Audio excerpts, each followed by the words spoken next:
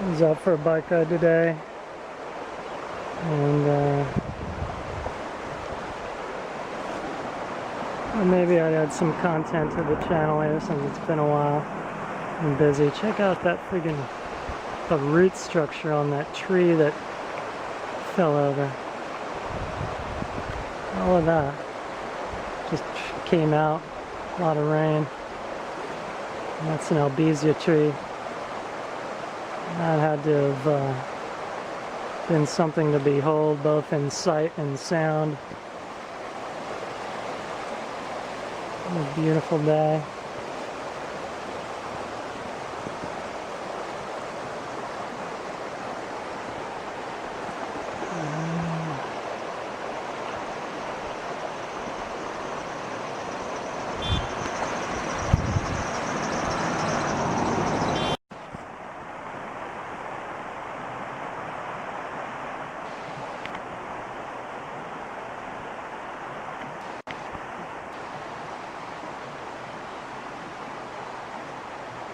Little altercation a minute ago there where this guard dog wasn't letting a car through on the road here.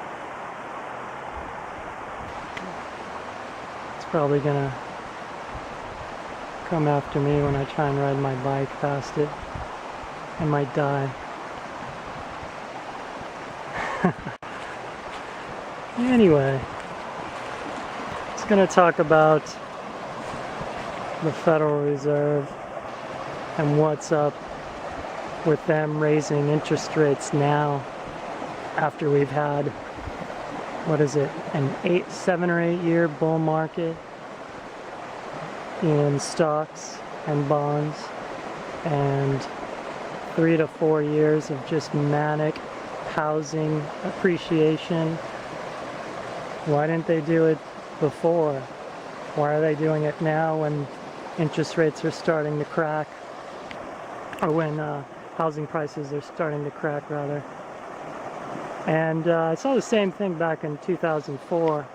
We'd had a good 3-4 years of double-digit appreciation in housing, and once there started to be signs of weakening in the high end, that's when they started raising rates.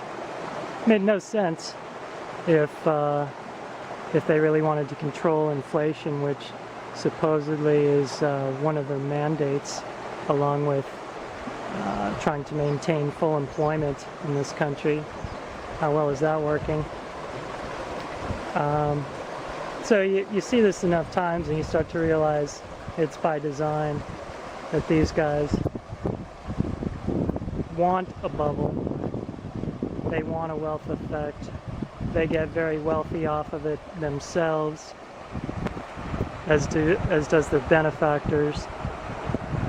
So they have no incentive to rein in speculation in stocks or bonds or housing or art or whatever you can think of that people throw money at. So central banks print money, and they've been doing it with quantitative easing.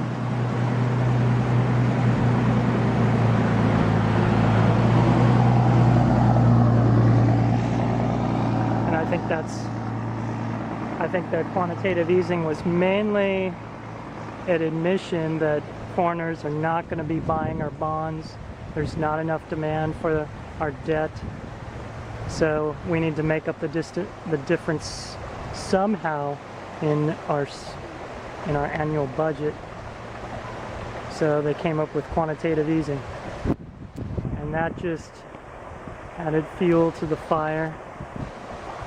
And the ones closest to those funds, namely the banks and the connected, took those funds and speculated and made a lot of money. They bought a ton of housing, and then they rented it back out to the masses after they had evicted them and foreclosed on them back during Housing Bubble 1.0.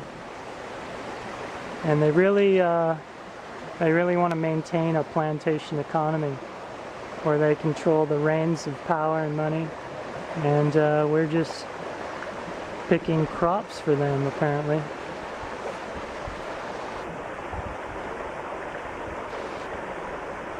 I think it'd be nice come up here when there's some waterfalls, but today's a good day regardless.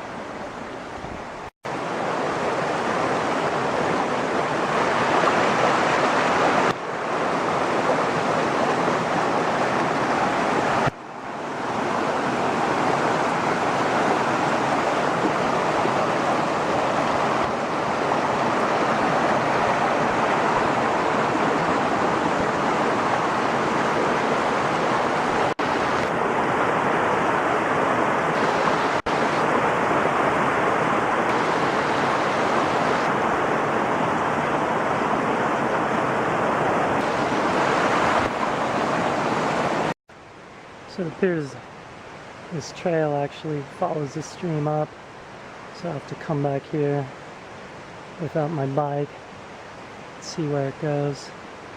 I have an idea. Anyway, back to Federal Reserve. You'll hear in their comments from Janet Yellen and all those who preceded her, like Bernanke and Greenspan, that they're worried about inflation. After years of rampant inflation in housing and health care and education, now they're worried about inflation after massive inflation and all these other things. And what they're really worried about is inflation in wages. They don't want the people to get ahead, get too much money in their pocket, get too comfortable. I've got to maintain the plantation economy. So they start making noises and raising rates because they're worried about inflation. It's just a scam.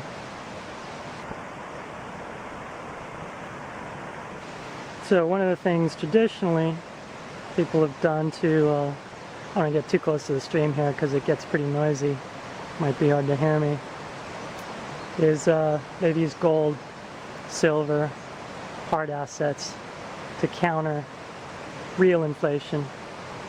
I would also add to that oil. You can basically, oil is the lifeblood of the economy. We went in 100 years from horse and buggy to going to the moon, and that was all based on oil. Oil is the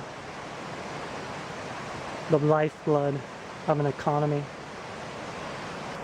So when it's somewhat inexpensive in historical terms, you want to go out and buy some. There are exchange traded funds that you can invest in that trade in oil futures and gasoline futures, things like that. But if you look at over 10 years or something like that, you'll be able to see the trends. Oil doesn't get much cheaper than 25 bucks a barrel, and but it can go up to 100, 150. Not too much problem. And so when it's in that lower band, it makes sense to buy some to hedge inflation risks that the Federal Reserve throws at us.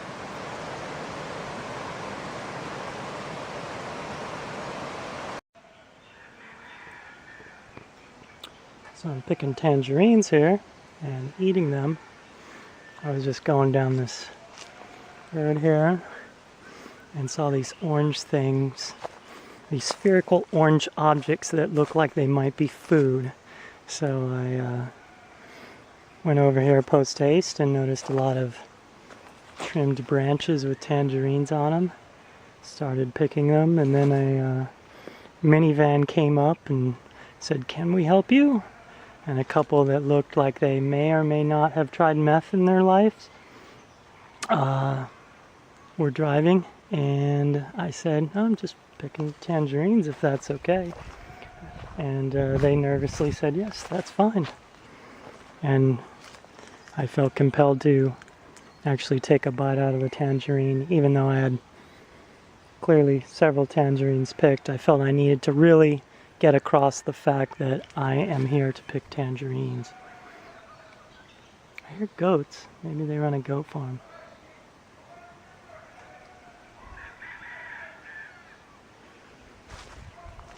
Yeah, it's different out here. Go back to eating.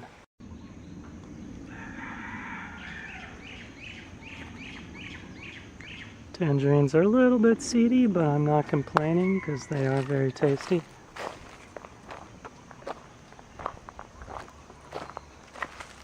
It's really beautiful out here.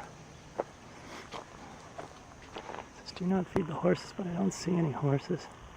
I see these cattle here. They're looking at me like, what does this guy want?